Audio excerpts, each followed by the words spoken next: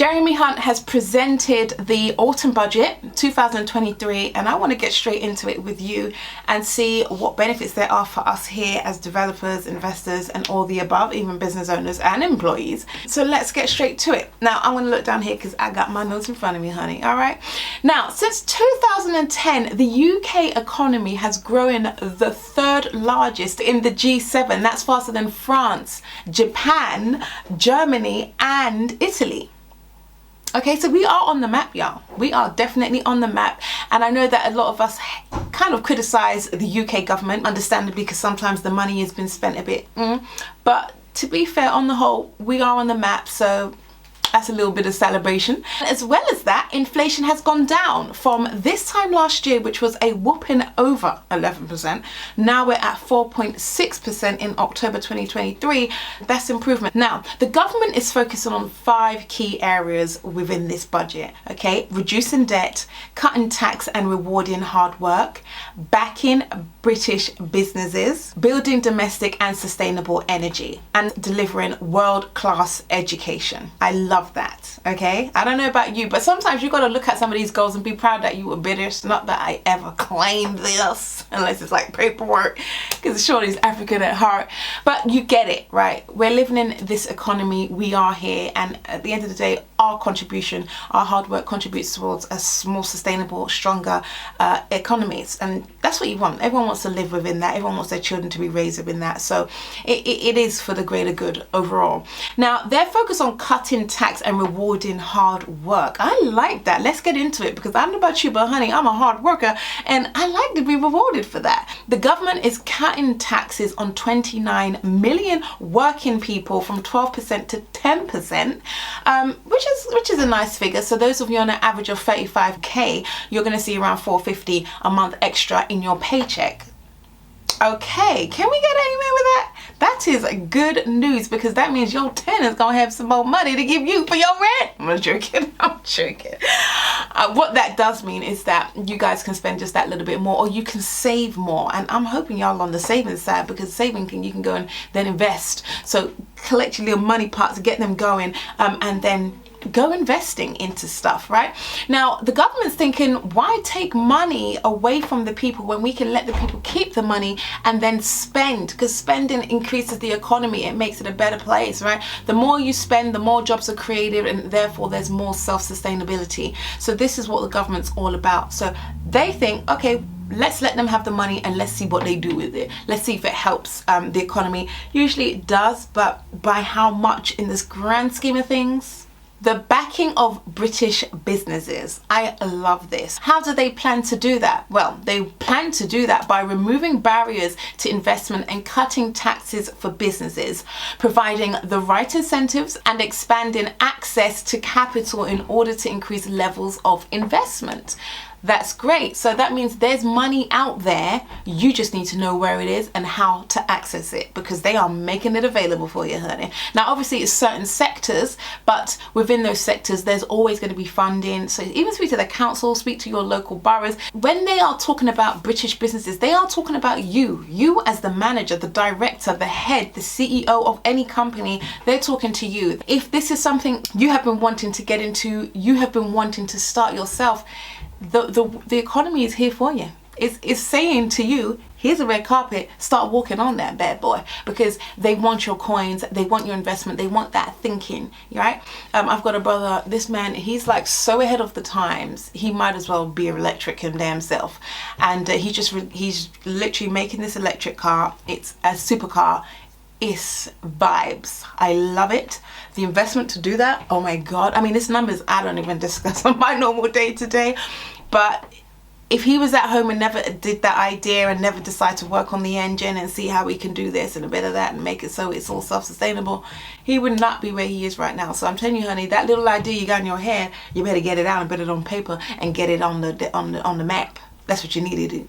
Next. Now, the government themselves are focusing on certain growth sectors within the economy, where the government are targeting their support in certain areas. Now, these areas are digital technology, the green industries, life sciences, advanced manufacturing and creative industries.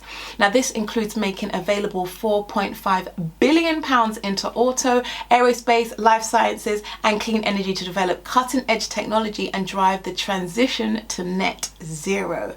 Okay, so you can already see that. You can already see this investment happening. You can see it all taking place before our eyes. The question is, okay, what way can I get involved? Which is getting yourself educated in these areas where it's seen fit. Now, with my son, I'm pushing him into engineering. I'm saying to you, babes, I don't say babes, I'm saying to you, son, this is the direction that the world is going into. Infrastructure, emerging technologies, energy. So start getting on that train and going in that direction, because these are skills that you can build up and eventually take with you wherever you go. So keeping that in mind. So people who are thinking about where to put their children, they are putting a lot of funding. Now this funding ultimately will improve the country with higher paid jobs and improve the UK's energy security and help grow the sectors of the future. Now that means putting your child in this direction, it's going to secure them coins for him or her, and that's what you want you to do. You want your child to be able to be important members of society. Okay, so get them in that direction. Now for you self-employed heads, okay, national insurance too is going to be scrapped, which is good. It's going to save you a couple of pounds over the next year. What I can see in this budget is that they are focusing a lot more on just kind of consolidating things and having a bit more of a clearer structure for people to work towards, particularly with the pensions, which we'll discuss shortly. Another area of focus was the focusing on the outdated planning system. Now, reforming the UK's planning system is crucial to ensuring there is investment in the essential infrastructure and commercial development needed for growth. And that is so true. When I was on the board of directors for Thrive, we were looking for commercial units to run our huge nursery from. It was a big play area, a big playpen with a big climbing frame. We couldn't find no commercial places to even run this thing. And, I find that the ones that were available, they were really outdated or just had a lot of issues. The one we were in had a lot of issues. That's why we were looking for somewhere else to go. So it's unfortunate that there is not much development in commercial areas, but it sounds like the government has recognized this and they are going to be putting a lot more finances and back in, so that not only can commercial premises be built economically and in line with the net zero, but also get through the planning system a lot more quicker as well. So there's not a lot of delays. There's a lot of delays with the planning system. It's so intricate, so detailed, and I think a lot of things take months, sometimes even years to go through planning. So having a simplified system in this area where things can be fast-tracked is going to be very, very beneficial for the economy as a whole. But what does this say to you also? You know what I smell? I smell opportunity. So for the bigger developers who want to go and build these big commercial units, there's an opportunity out there for you, because you can do it in a much less of time. Or anyone who's looking to get into that new build area. You don't always have to do new build homes. And I think I'm talking to myself here. You don't always have to do new build homes. You can look at doing new build commercials. You find the land and you build. But the thing is, managing a build like that on that side, you're going to have to work with a team that knows exactly what they've done and who has the experience. They have the experience, and I think that's fundamental. You cannot work with no builder that don't got no experience. Okay.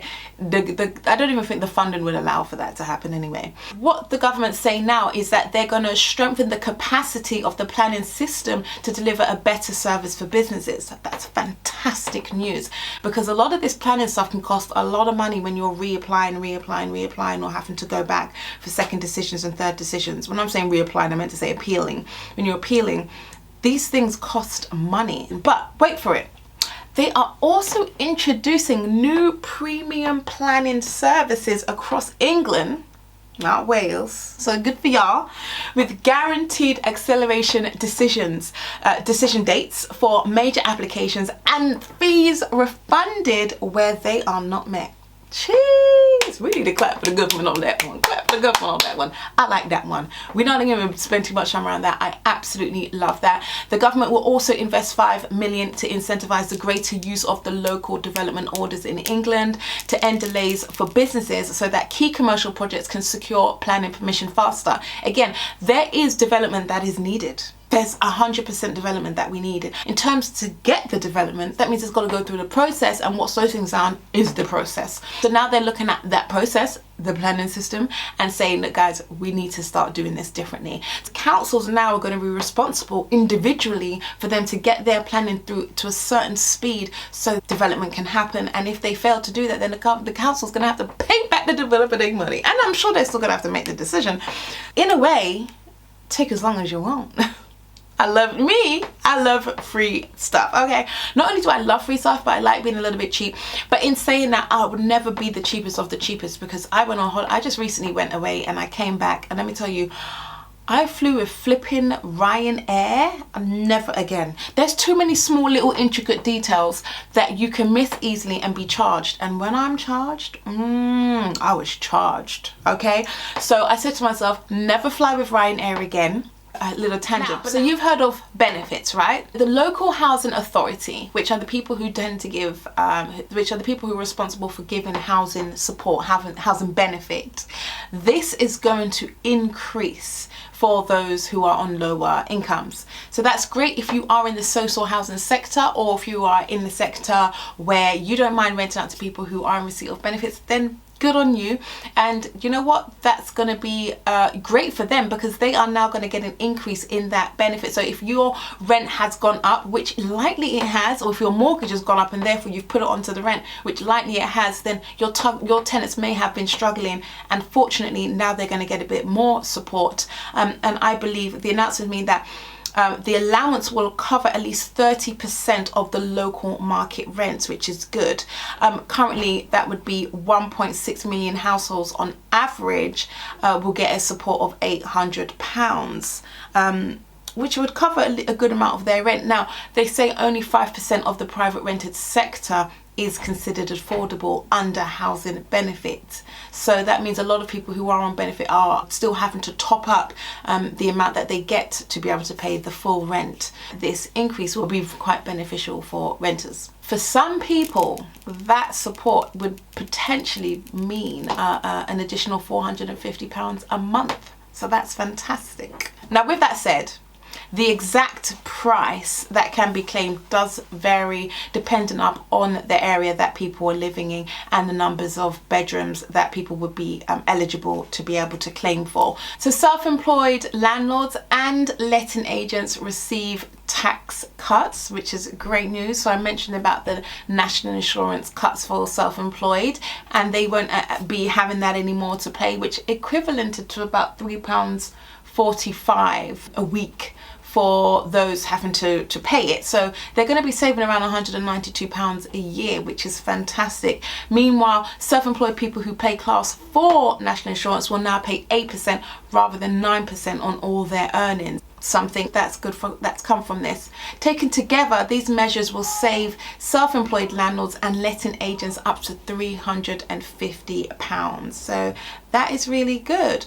Although there had been calls to cut and abolish Section 24, which will really do a world of good for those who have properties in their own name, and provide some relief there, but there has not been a single mention of that. So we'll see if that will then come in the next announcement. There's measures to support increased home building, which they're hoping to alleviate pressures on the sector.